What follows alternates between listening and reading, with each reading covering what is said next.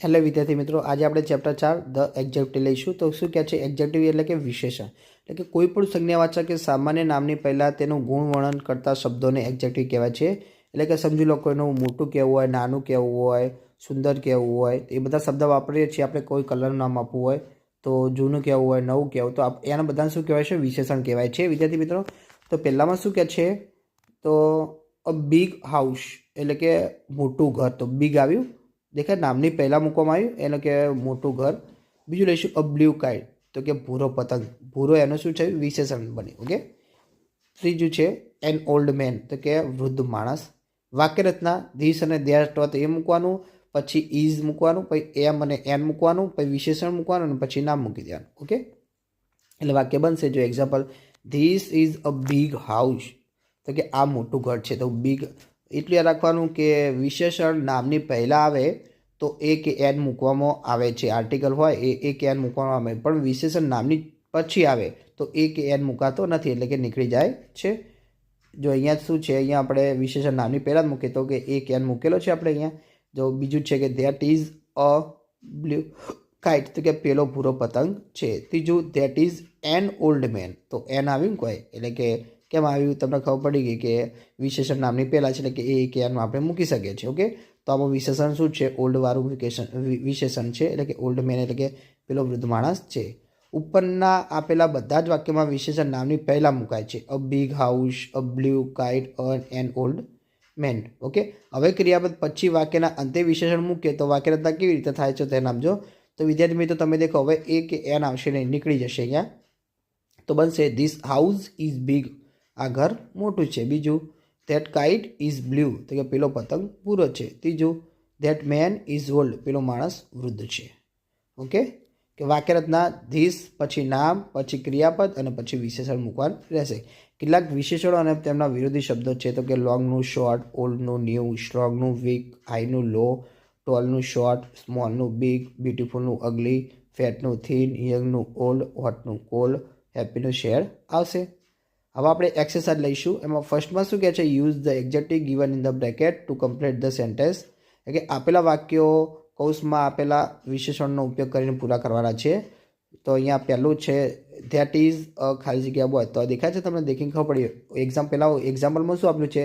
This is a fat boy, this boy is a fat, તો આપણે that is a thin boy આવશે, તો કે ધેટ બોય ઇઝ થીન. બીજું વાક્ય બનશે તો કે this is a long pencil, તો ધીસ પેન્સિલ ઇઝ લોંગ. ત્રીજા, that is a short pencil, તો આવશે ધેટ પેન્સિલ ઇઝ શોર્ટ. ચોથું, this is an old man, તો આવશે this man is old. Fifth, that is a young man, તો કે that man is young આવશે. છઠ્ઠું, this is a big ball, this ball is big. સાતમું, that is a small ball, તો that ball is small. આઠમું, this is a long tree, તો કે આવશે ધીસ ટ્રી ઇઝ લોંગ. નવમું, that is a short tree, તો આવશે that tree is short. દસમું, this is a new book, તો ધીસ બુક ઇઝ ન્યૂ. બીજું આવશે that is an old book, તો કે ધીસ બુક ઇઝ ઓલ્ડ. બીજું 12મું આવશે this is a strong man, તો કે ધીસ મેન ઇઝ સ્ટ્રોંગ. 13મું, that is an week main, તો કે that man is week.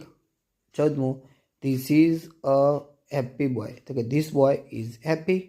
15, that is a sad boy, તો that boy is sad. Question 2 લઈશું. Fill in the blanks with the adjective given in the bracket, તો કે કૌંસમાં આપેલા વિશેષણો વડે ખાલી જગ્યા પૂરવાની છે. તો પહેલું છે your friend is blank but my friend is fat, તો ફેટ આવે તો અહીંયા શું આવશે? એનું વિરુદ્ધ શું થાય? થીન. બીજું, the peacock is a black bird but the crow is an black bird, તો કે પીકોક કેવું હોય? સુંદર એટલે કે બ્યુટીફુલ. ક્રો કાળો એટલે દેખાડો નહીં હોય તો કદરૂપ હોય એટલે અગલી આવશે. Third, mister Modi lives in the blank house but his brother a small house, તો અહીંયા બિગ આવશે. સ્મોલનું વિરોધી બિગ. ચોથું, Mohan is tall but his friend is short. પાંચમું વાક્ય આવશે look at my new bicycle. 6 આવશે look at that blank man he can not walk, તો કે ઓલ્ડ આવશે. 7th Ram is a blank man but Bharat is a weak, તો week આવી તો વીક ટુ વિરોધી સ્ટ્રોંગ આવશે. 8th Harishbhai is an old man but Mohit is a young man આવશે. 9th T is hot. 10th આવશે the grass is soft. 11th આવશે ice cream is called. 12th આવશે this book is thin but that book is thick આવશે. વિદ્યાર્થી મિત્રો, તમને મારા video ગમ્યો તો ચેનલને લાઇક, શેર અને સબસ્ક્રાઈબ કરવાનું ભૂલતા નહીં.